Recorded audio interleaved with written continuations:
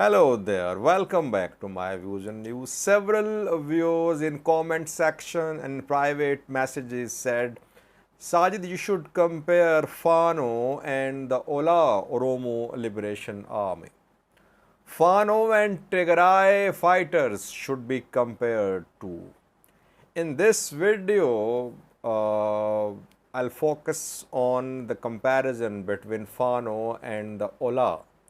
In some next videos, we'll try to compare the Tigray Defense Force and Fano. Is it fair to compare Fano with OLA and TDF? Yes, now it is fair. Why? Because last year, Fano was not a major player to reckon with in the Amhara region. Things have changed now in the Amhara region. And Fano is not just Fano now. Last year, Fano factions mainly consisted of youths, farmers, people from different professions. Today's Fano has Amhara Special Force members, Ethiopian National Defense Force members, trained fighters who fought in the 2-year-long war. So it's a very fair comparison now. Let's start comparison between Fano and the OLA Oromo Liberation Army. One important point before we start this comparison. One big decision by Ethiopian government backfired, which led to re-emergence of Fano in the Amhara region. Fano has been here for years. Fano is not a new militia formed in the Amhara region, but a decision made by the government backfired that led to sudden increase in the strength of Fano factions. And that decision was the disbandment of Amhara Special Force. A few months ago, government decided to disband Amhara Special Force. Though government claimed that all regional special forces were being disbanded, but military was told to enter the Amhara region to implement the decision. That decision backfired. Amhara Special Force members refused to be disarmed. Thousands of them joined Fano fighters.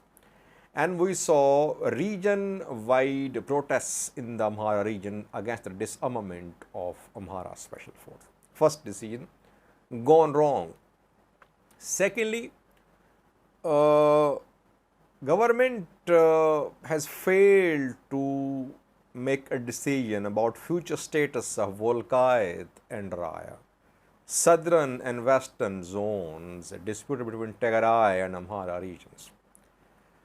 Fano fighters say Raya is Amhara, Volkayet is Amhara, and they say government is secretly in talks with Tigray. Government wants to hand over Raya and Volkayet to the TPLF. So that is why, due to these two issues, Fano factions got new strength and they got lots of new recruits. Situation was different last year. This year, situation changed.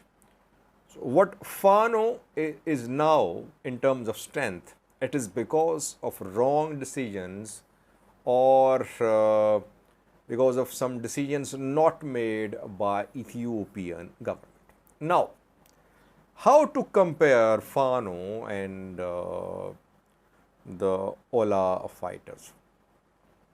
We can compare them in different areas. For example, numbers. Fano, it is difficult to tell how many Fano fighters are because Fano fighters have immense public support. Wherever they go, public supports them. They are in touch with people. They are motivating people, organizing people. So we don't have any exact estimate of the number number of Fano fighters, number of OLA fighters too, but OLA fighters obviously would be around 50K, around 50K. But when it comes to Fano fighters number, it's difficult to say how many are they. But the way Fano is getting recruits, it seems that it could turn into a bigger force than OLA. If Fano fighters maintain the pace of their operation, you will see Fano will get bigger. And Fano fighters say entire Amhara region, all Amhara youths are their members. We have seen I Am Fano campaigns launched across Amhara region, diaspora involved too. But what is the quality of these members of Fano fighters and OLA members? OLA members are trained. They receive training. Mostly they know how to use, how to handle small arms, and then they become part of the OLA. In the case of Fano fighters, all of them are not fully trained. Yes, some are Amhara Special Force members trained by Oromia, some are ENDF members, some Fano fighters too trained last year, long trainings. But this year, I don't think they have had enough training. So to convert into a skilled armed group, Fano fighters will have to do more. OLA fighters could be smaller in number, but no matter how many they are well trained, I think. Well trained to continue their style of guerrilla warfare. Fano fighters have combination of ASF soldiers, ENDF soldiers and local youths, etc. So Fano will need more training, more recruitment, I think. Thirdly, their use of foreign soil. Here too, OLA has its basis in neighboring countries. OLA is based in Kenya, we know that. OLA has been trying to be in Sudan and South Sudan too. Through BG, through Gambela, it has been trying to have hideouts in the two countries. And it already has its presence on Ethiopia-Kenya border. And Kenyan and Ethiopian forces launched operations several times in the past to remove OLA from these border areas. But OLA is still there, at least in Kenya, OLA is there. Fano fighters, Amhara region shares border with only one country, and that is Sudan. Do Fano fighters have presence on Sudanese soil? It's too early to say that, because anti-Fano elements are there, we know. Kiman fighters are based in Sudan. Some Tagaraya fighters are based there too. Gomaz fighters based in South Sudan too. Fano fighters don't have known presence in a neighboring country. Yes, it was rumored last year that Fano was being trained by Oromia. Eritrean military was training them, but now between Oromia and Amhara, there is Volkaya Thumera Sagade. There is ENDF deployment in Volkaya Thumera Sagade. Yes, Colonel Damak Zadu is there too. Yes, Colonel Damak Zadu led militias are there too, but it's too early to say that Fano has its bases in Oromia and Sudan. Rumors there, but I would wait for some verification. That verification is missing, I think. OLA, everyone knows, is based in Kenya. It has been trying to have bases in Sudan and South Sudan too. What about allies? Internal allies. Fano has no allies. Fano is on its own. It is trying to find allies. No allies so far. OLA has allies. We saw that Oromo Liberation Army and 9 other Ethiopian groups formed an alliance last year.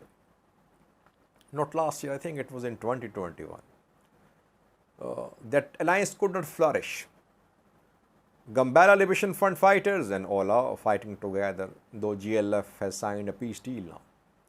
Gomo's fighters, OLA fighters jointly fighting, though Gomo's fighters signed peace deal too. In Sidama too, OLA has some allies. Tigray forces were allies of OLA fighters. OLA had some allies in the past. Still, it can find allies, I think. Fano so far has no allies in Ethiopia. From southern Ethiopia, it is trying to get some support. Diaspora, both supported by diaspora. Fano supported by Amhara diaspora. Amhara diaspora is a staunch supporter of Fano. They want to remove PM Abiy. They are raising funds for Fano fighters. They are protesting in support of Fano fighters.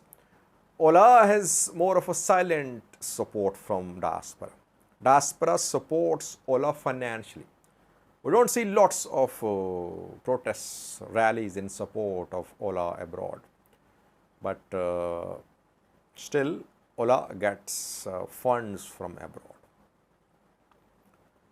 OLA is a terrorist outfit.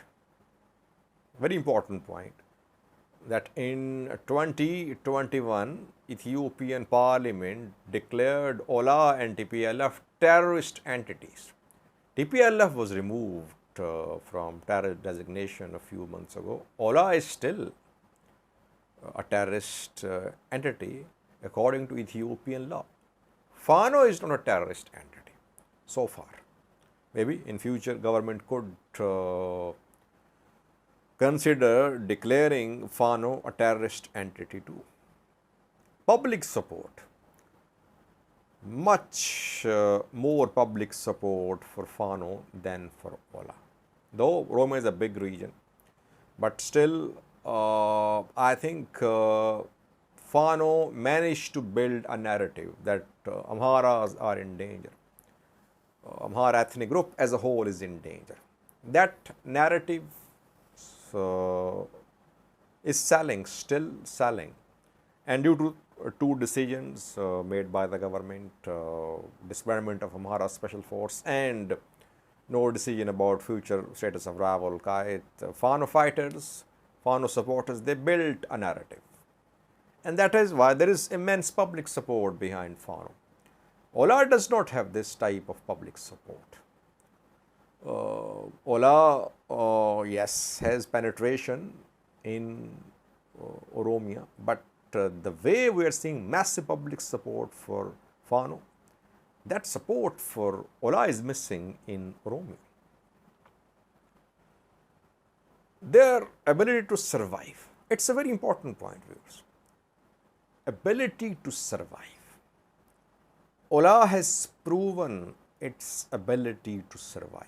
OLA has gone through a lot, through thick and thin. It withstood several operations, several military operations involving regional forces, federal forces were launched, even neighboring countries were involved, borders were sealed, but OLA managed to survive. Yes, it was pushed back from some areas, but it managed to hold on to its hideouts in some western parts of Oromia. It could not be finished. So, OLA has proven time and again its ability to survive. Can Fano survive? Too early to say. OLA, smaller in number maybe, but OLA has managed to survive. Can Fano survive too? Though Fano fighters have been pushed out of 6 main cities this week and last week, but so far Fano is there in Amhara, but if this military operation against Fano continues and if regional forces are involved too, if air strikes are conducted too, drone strikes too, can Fano survive? Can Fano survive like OLA has been surviving for decades? That we'll see in coming months. It's too early to say, but OLA has proven its capability that it can survive. Now, Amhara regional security structure has been almost disbanded, weakened by Fano fighters. In just a few weeks, Fano fighters made the entire Amhara region ungovernable, which OLA could not do in decades. Fano's ability to carry out lightning strikes, to launch blitzkriegs is unmatched. It's mainly due to public support that Fano fighters managed to sweep across the entire Amhara region. They took control of dozens of towns, cities. Yes, you can argue they're being pushed out as well, but they proved that they have this capability. They stormed prisons, police stations, they killed mayors, administrators. Government collapsed. Regional government had to seek the support of federal government. State of emergency had to be imposed to control the law and order situation in Amhara. So Fano showed its capability of lightning strike. OLA does not have this type of capability. OLA can only carry out attacks in Valaga. It is difficult for OLA. People say that Fano fighters were pushed out of 6 cities in just a few days. That is how OLA operates too. If OLA fighters capture a city, what happens? Within 48 hours, 28 hours, they are pushed out. And mostly they just capture supplies, weapons, money, and then they leave the area. That is how these groups operate. So Fano has proven its ability to hit anywhere in the Amhara region. Oromia is destabilized too, but we cannot say that OLA fighters have the capability to hit each and every town and city of the Oromia region. No. Fano fighters made almost all airports in Amhara non-operational. Police stations attacked. They freed thousands of their comrades, prisoners. So within just a few weeks, Fano fighters showed their capability to carry out lightning strikes in any part of the Amhara region. OLA does not have this type of lightning strike capability in entire Oromia. Now, how to sum up? Fano is just starting, I would say. Fano's real strength will be measured after a few months. Region is destabilized. Right now, people are supporting Fano, but people will face economic consequences. Civilians dying, civilians will die more if the conflict goes on in Amhara.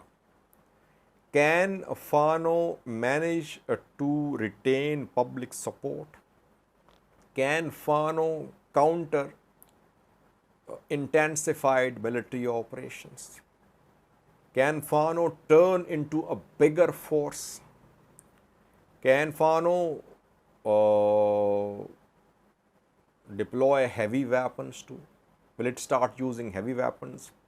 By the way, OLA fighters have never been seen with Zu-23-2 guns, anti-aircraft guns or tanks. But Fano fighters are swiftly they're seizing heavy weapons. For decades, OLA operating as a guerrilla force. OLA does not have military commanders in its ranks, I think. No top, not lots of OLA commanders are from military or from special forces. Fano fighters have some military officers, Colonel Mogazegai, Colonel Fantahun, and others, Mohabao. They are the ones who are leading OLA. The Firamamu is not in the battlefield, but obviously he would be supporting the Fano fighters too. OLA does not have this type of seasoned military experience in its ranks. Can Fano manage to survive? I think if Fano fighters manage to survive for a few months, somehow, you will see them turn into a bigger threat to the Amhara region, to Ethiopia than OLA. Now we are seeing operations, intensified operations against Fano fighters. At this point of time, Fano fighters will have to survive. It's not that they should take control of entire Amhara region, they should take back 6 main cities. No. It is going to be a fight for survival for them in the next few weeks and months. If they manage to survive, it means they have been able to repel the counteroffensive. Then they'll launch offensives. So it would be appropriate to give an estimate of Fano's strength after a few months, I would say. Both groups have their own strengths and weaknesses. OLA's main strength is their ability to survive. Fano's main strength is their massive public support and their ability to carry out lightning strikes across Amhara region. But Fano will have to prove its ability to survive as well, which we'll see in coming days, weeks and months. Thank you for watching.